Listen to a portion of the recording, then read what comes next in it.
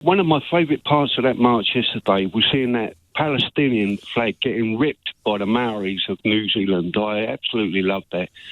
After 2 years of putting up with the Palestinian marches through London, and now the big hoo-ha about a gathering of British patriots, British people, pure and good, all coming together, and a big fuss being made about it. And listen, I know there was something horrible said by one guy about the assassination of the Prime Minister.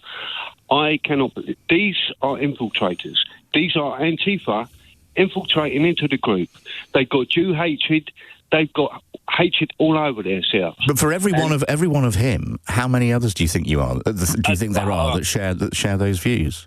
I do believe this is misconstrued by the MSM. It has focused on a couple of individuals that are full of hate. It has searched near and far to find these horrible specimens, you know. But John, the vast majority of the people on that march yesterday are pure and good. Pure? What do you mean by pure? Pure, good, the right thinking people, you know, not far right like everybody's saying. But it was a far right rally. Just right. It wasn't far right. It was It was just a rally that was right.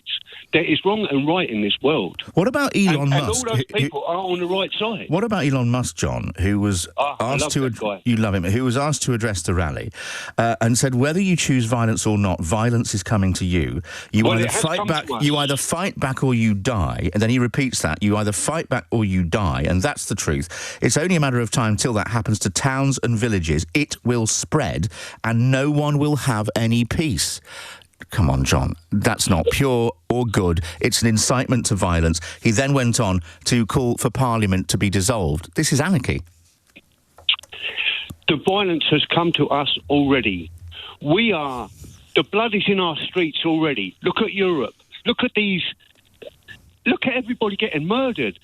Merkel letting, come in 1 million Muslims. Come on in. Every migrant that comes over the channel is a Muslim.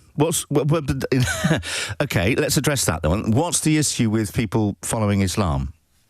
Because it's a religion that is not compatible with our way of life over here. Come on. There are millions of Muslims in this country who... Yeah, they are here in a moderate, pacified way, but the strong arm of their religion comes in and modifies them to the stronger extent. The Muslim, this is not a land for the Muslims. They've got untold countries they could go to. The Muslims got to go to their countries and leave and get out of our countries. So, what you feel that Muslims who've lived here for generations should be exiled from Britain?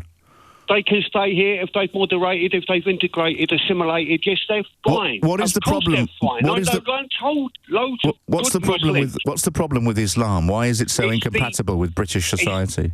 It's the extreme version of the Islam. You didn't say that. And it dominates the moderates. The moderates never come out and say, bring back the hostages of Israel, do they? And the war can stop in Gaza. Hey, if the hostages come back, that war will stop right now. I was so glad to see that Palestinian ripped up yesterday, and after seeing it paraded through this capital for 2 years. Now, tell me, John, let's get to the bottom of this. You've said it twice now, you were very happy to see the Palestinian flag being ripped to pieces. Definitely, because it's a made-up flag. It's not a real place. Palestine ain't no real country. It's made up. I see. And you felt that by ripping up the flag, that signified what? What was it that gave you so much pleasure about that? Because I see the state of these Palestinian supporters, the type of person that they are. You only got to look at their face.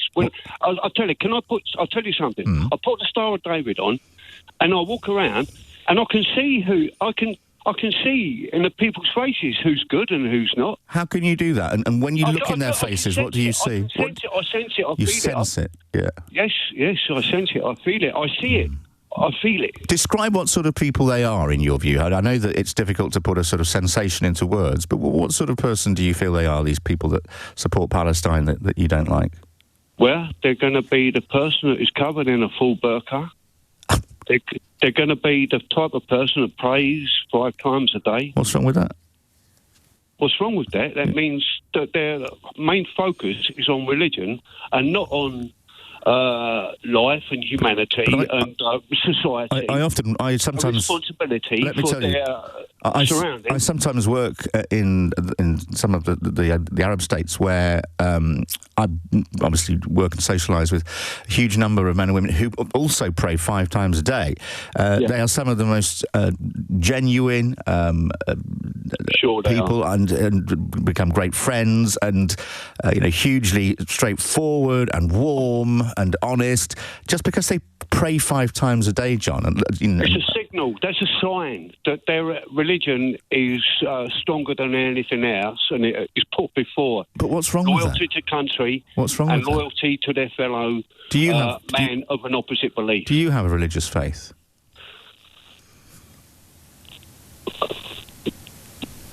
You don't? No, okay. And you find something suspicious then about people who do? It's something that you feel that you feel if someone is extremely religious and it's a big part of their life, that there's something a bit dodgy about them somehow. No, I understand religion and people need it in their life, and I welcome that, whatever, to get them through this life. But Islam is a bastardisation of religion. It is an evil cult. It is an evil cult. A cult. It is an evil cult. We've been fighting this for 1,400 years. It's an astonishing thing to say. You're talking about one of the majority religions of the world, and you're describing it as an evil cult. Yes, I do believe this. Did you realise that sounds really rather extreme and foolish, frightening? We've got to be extreme in this world today. The world is a small place. You go on about Elon Musk. He's the king of the world now, and I'm so glad and grateful for him. This world is a small place now, and it's all because of the internet. And we understand and we see things much quicker. Let's go back to something you said earlier on. You said that blood was running in the streets of Europe, and you were sort of channeling Enoch Powell there. Now, let's take an example. He was right, wasn't he? Let's take he was right. Well, I don't believe he was. Let's take an example. Blood's in the street. Let's take an example, John, of one. Our children are being killed, Mister. That our children are being killed. Our young women are being raped. Where are you seeing blood on the streets of Europe? What about last year, Stockport? What about that young girl in America? Well, that's not in Europe, is it? America's not. Okay, in the world. I'm talking about one recent example. I'm just talking about one. But there are plenty of indigenous, if you want, or A Ukrainian woman thought she would be safe leaving Ukraine, and she went to America and got stabbed by some scumbag. Germany has always had a lot of immigration, particularly Turkish Gastarbeiters. That's to say, people who come there as guests on a visa to work. Now, immigrants or refugees in Germany have no higher tendency to commit crime, and there is no correlation between the proportion of immigrants in any given district and the local crime rate. So Germany is a perfect model. Angela Merkel forcing 1 million immigrants on them, and that's where it all went wrong. And I'm so glad we are out of the EU. Making rules I am so glad. Where are you seeing immigrants? John, where are you seeing immigrants spilling blood on the streets of Europe? Last year in Stockport, wasn't it? That was an immigrant. Give me another example. What about in Paris? He wasn't. By the way, what about Bataclan massacre? He wasn't an immigrant. What about the London Bridge massacres? The guy in Stockport wasn't an immigrant.